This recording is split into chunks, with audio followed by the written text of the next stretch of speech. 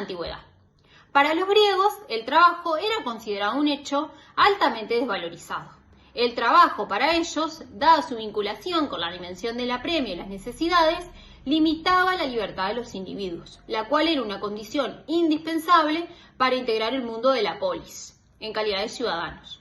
El hombre libre realizaba actividades absolutamente desinteresadas, la actividad intelectual, la cual en aquella época no era considerada trabajo, sino que formaba parte del ocio y la contemplación. El trabajo estaba reservado a los esclavos y hacía que fuera contemplado como una función productiva. Por lo tanto, el esclavo pasa a ser visto como fuerza de trabajo. No solo los esclavos, sino también cualquier trabajador dedicado a este tipo de tareas manuales era despreciado. El plano político en Grecia estaba íntimamente relacionado con el económico laboral. Solo quienes fueran capaces de gobernarse a sí mismos, y como vimos, esto iba a ser posible para quienes no trabajaban o eran dueños de tierras, iban a poder gobernar a los demás. Solo la liberación total de la práctica del trabajo abre las posibilidades de dedicarse a la contemplación, la filosofía, las ciencias y por este medio distinguir entonces entre lo justo y lo injusto, lo bueno de lo malo. Quienes no realizaban este tipo de tareas eran quienes no formaban parte de la aristocracia. Esta visión de trabajo conduce a una sociedad conservadora y estancada en lo productivo. La idea de la liberación, el ocio y la contemplación como valores superiores proponen un desprecio por el trabajo, y este pasa a ser visto entonces como una actividad netamente transformadora. Desde el siglo V, la polis comenzó a clasificar las ocupaciones según los esfuerzos que éstas exigían. No se admitían a los extranjeros esclavos y tampoco a los obreros y artesanos. Estos eran incapaces de ser libres e incapaces de gobernar la parte animal de su ser. Aristóteles planteó un ideal de ciudad y diferenciaría a los gobernantes de los gobernados. Los primeros constituidos por la clase militar, los estadistas, los magistrados y el sacerdocio, y los segundos por los agricultores, artesanos y campesinos. Con los comerciantes había una cierta ambivalencia. Si bien era considerada una ocupación antinatural, estaban dispuestos a admitirlos en su ciudad ideal. Aristóteles además aconsejó a los ciudadanos de abstenerse de realizar toda profesión mecánica y toda especulación mercantil. La primera porque limitaba lo intelectual y la segunda porque degradaba en lo ético. Solo el ocio, para este pensador, permitía la virtuosidad y la capacidad de juzgar, lo que solo era posible en un contexto de alta división del trabajo, en donde un grupo minoritario vivía a expensas del trabajo de la mayoría. El desprecio de los griegos por el trabajo manual fue originado por la violencia de los guerreros y los aristócratas que impusieron a sus vencidos el yugo del trabajo arduo y difícil. Diferentes han sido las lecturas de otros pueblos sobre el tema del trabajo. Para los caldeos, el trabajo supone la contribución en el orden económico, pero también en lo espiritual. Trabajar es cultivar el trigo, dimensión de las necesidades fisiológicas, y también cultivar la pureza, dimensión relacionada a la satisfacción de las necesidades espirituales. También encontramos la valoración del trabajo que hacen los hebreos. Para estos, el trabajo se constituía en un mal necesario, un medio para expiar los pecados. El trabajo penoso era el que derivaba del pecado según la tradición hebreo-cristiana.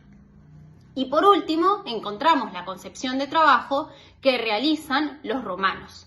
Si bien no se observan grandes diferencias en cuanto a la concepción planteada por los griegos, sí podemos decir que existía una mayor división del trabajo, fruto del crecimiento económico y el uso masivo de la mano de obra esclava. Periodo que abarca la caída del Imperio Romano de Occidente en el siglo V para los bárbaros hasta el siglo XV con la caída de Constantinopla. La organización económica donde operaba el trabajo consistía en grandes extensiones de latifundios heredados del Imperio Romano, donde a falta de esclavos se recurrió a la mano de obra campesina para poder trabajar. El sistema implicaba el arrendamiento de parte de esas tierras a ex esclavos u hombres libres a cambio de una renta en dinero y especie, además del cultivo propio de sus tierras señoriales. La actividad económica entonces siguió su rumbo por la historia, y luego del siglo IX y X el crecimiento de las fuerzas productivas dio lugar a una mayor acumulación por parte de los artesanos y campesinos, además de una apropiación excedente por parte del señor feudal. Esta situación fue activante para la constitución de los primeros burgos o ciudades, donde el comercio y la industria artesanal tendrían un marco más adecuado para su desarrollo. En esta etapa nacen los primeros gremios. Luego, hacia el siglo XII, la estructura feudal comienza a desmoronarse, ya que la producción de determinados bienes comienza a ser más eficiente en la ciudad y no en el feudo. El dinero entonces pasa a ganar más peso que la tierra, lo que esto obliga al señor feudal a aumentar sus rentas. Todo esto conduce a un empobrecimiento del campesinado, que no va a durar mucho tiempo, ya que luego de la primera mitad del siglo XIV, la mayor parte de los siervos alcanzan su libertad. Siglo XIV, luego de la cruzada y posterior al crecimiento del desarrollo internacional, se crea una etapa precapitalista que va a durar 3 siglos. Es allí donde se levanta más enérgica la voz de algunos hombres de la Iglesia en contra de la tendencia de exaltación de la riqueza que comenzaba a verse en Europa. En tal sentido, Santo Tomás no considera al comercio precapitalista ni bueno ni natural, sino que lo juzga inevitable si es el medio que tiene el comerciante para mantener a su familia. De tal forma, las ganancias del comercio no era otra cosa que el fruto del trabajo. El surgimiento del capitalismo industrial en la época moderna empieza a cambiar de la forma en que se percibía y se valoraba el trabajo. Lo que empezó a pasar es que el ser humano se empezó a considerar principalmente como un elemento necesario para la producción de bienes y servicios. Los trabajadores empezaban a ser considerados como un factor de producción, así como lo eran recursos como el suelo o el capital.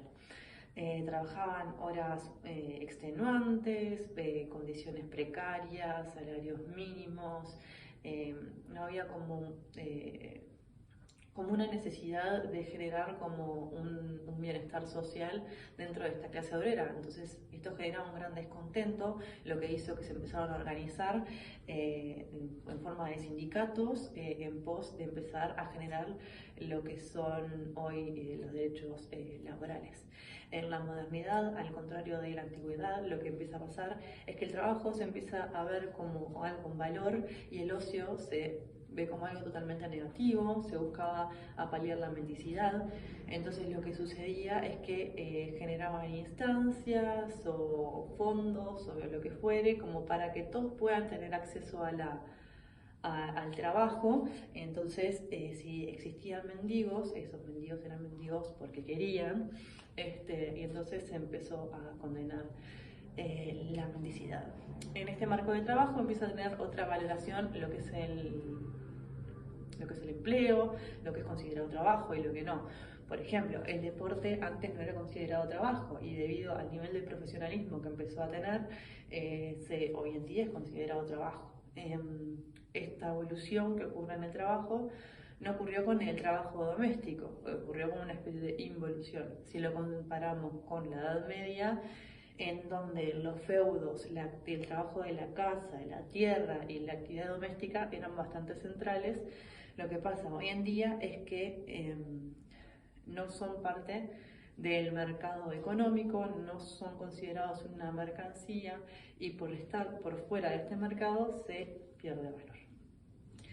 Hoy en día lo que pasa es que tenemos pensamientos como por ejemplo el de José Pérez Adán, que considera que el trabajo viene a satisfacer nos genera satisfacciones extrínsecas e intrínsecas. Las extrínsecas son aquellas en las cuales el trabajo es considerado como un instrumento, un medio para un fin lucrativo, que es el sueldo que yo me gano y por lo que puedo vivir. Y las necesidades intrínsecas son aquellas que me permiten autorrealizarme. Son las metas que me propongo y me supero a nivel profesional y a nivel personal. Hoy en día vivimos en una sociedad centralizada en el trabajo y esa centralidad tiene que ver con el lugar que le damos a nuestra vida a la productividad. A través del trabajo me realizo, a través del trabajo tengo beneficios sociales, a través del trabajo tengo prestigio social también. Entonces ese nivel, ese lugar que se le da en la vida es lo que le da esta centralidad, perdón.